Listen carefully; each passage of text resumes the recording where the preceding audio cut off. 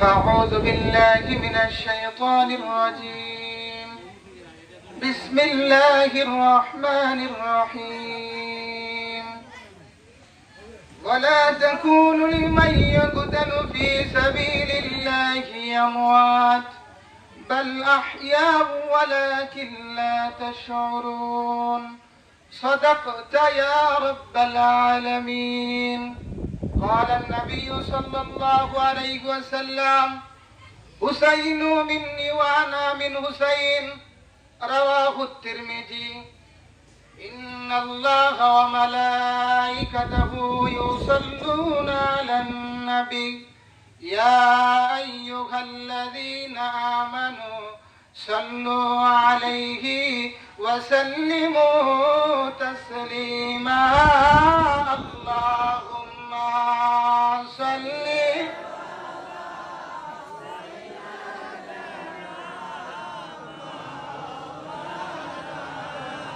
محمد وعلى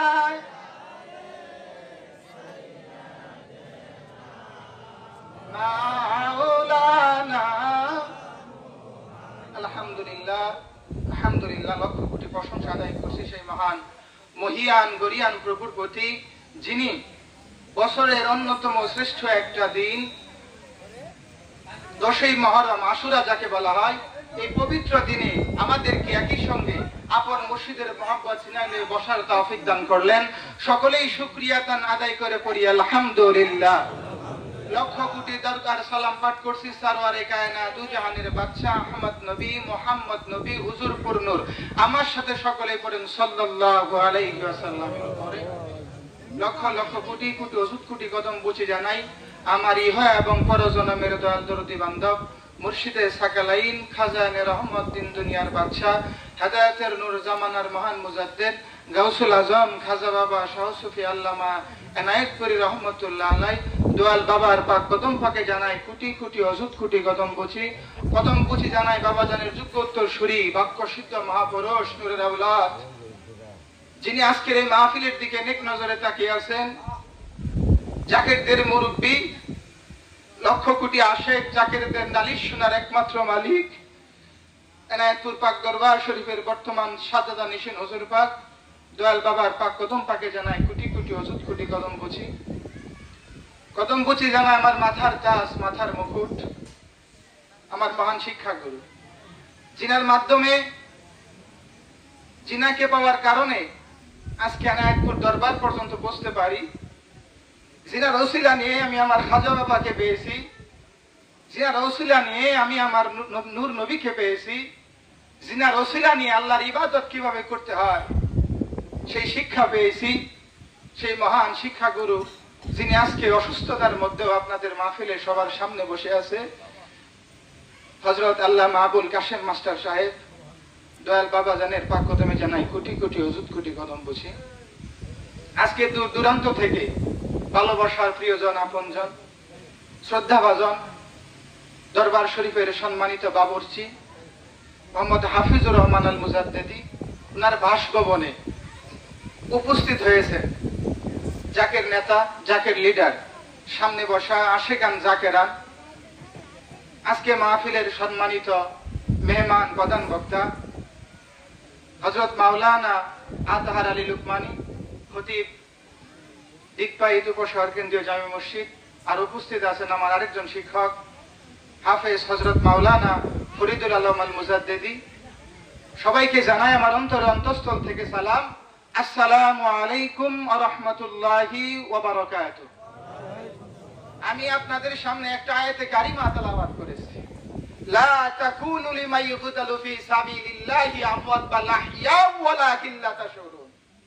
আল্লাহ পাক ঘোষণা করেন সূরা বাকারার মধ্যে, যারা আমার রাস্তায় জীবন দেয়, আমার রাস্তায় যারা জীবন দেয়, ফি সাবিলিল্লাহি একমাত্র আমার রাস্তায়, বাল আহইয়া ওয়ালাকিন লা তাশউরুন, এই দুনিয়ার মানব সম্প্রদায় তোমরা তাদেরকে মৃত বলো না, তারা কবরে জীবিত। কোন সুবহানাল্লাহ। শুধুমাত্র এই পর্যন্ত? আল্লাহ বলেন তারা হার প্রাপ্ত, একটু জোরে গান সুবহানাল্লাহ। সন্তান তারা কবরের ভিতরে নামাজ পড়ে, জোরে গান সুবহানাল্লাহ। তার মানে বোঝা যায় খাজা বাবা এনায়েতপুরী কবরের ভিতরে জিন্দা না মৃত? জোরে গান। সংশয় আছে? সংকল্প আছে? জানাইছেন কে?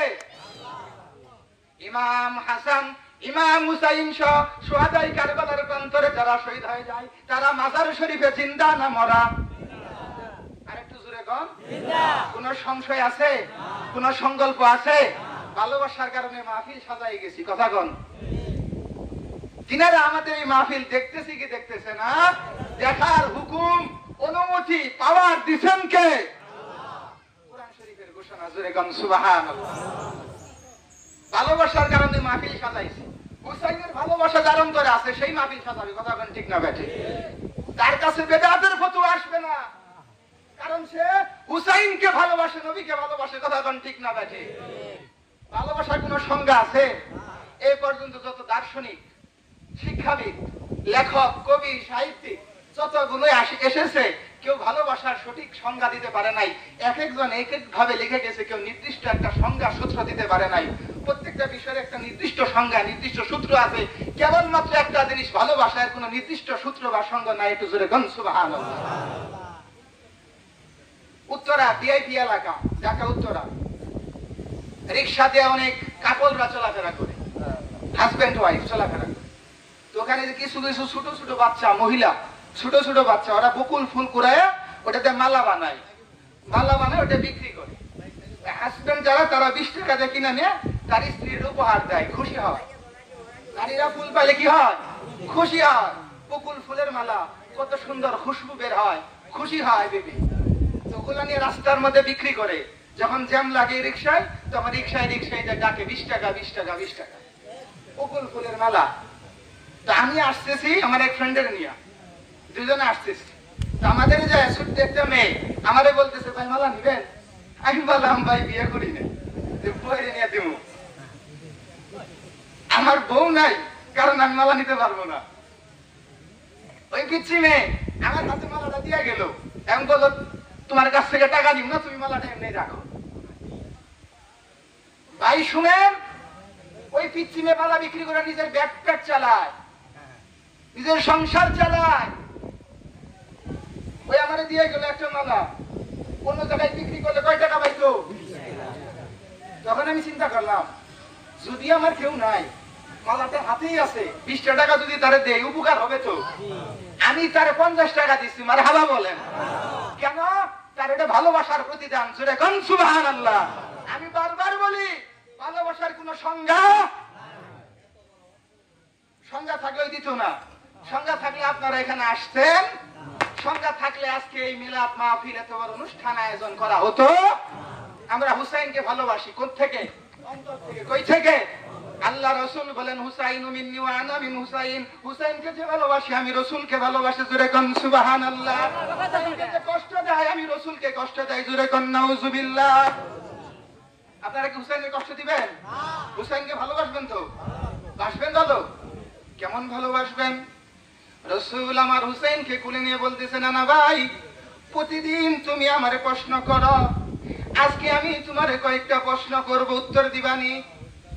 ইমাম হুসাইন চোখের পানি ছেড়ে দিয়ে বলেন, না যান, পৃথিবীর সর্বসেরা শিক্ষক যদি আমাকে প্রশ্ন করে, আমি এমন সুযোগ্য ছাত্র হয়ে সারি নাই, আপনার প্রশ্নের জবাব দেব।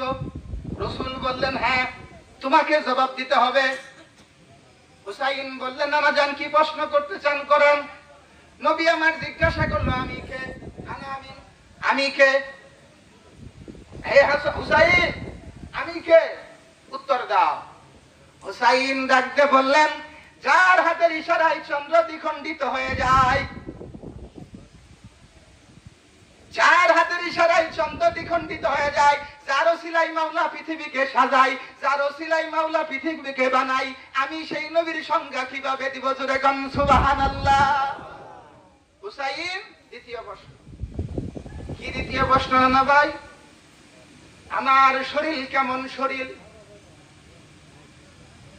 হুসাইন চোখের পানি ছেড়ে দিয়ে বলেন, না যান, যেই শরীরের ভিতরে মশা মাছি পর্যন্ত বসা আল্লাহ হারাম করে দিয়েছেন, ওই শরীরের সঙ্গে আমি হুসাইন কোনদিন দিতে পারবো না। বুঝতে পারেন? সুবহানাল্লাহ।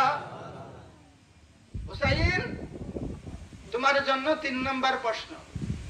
নানা ভাই, কি প্রশ্ন?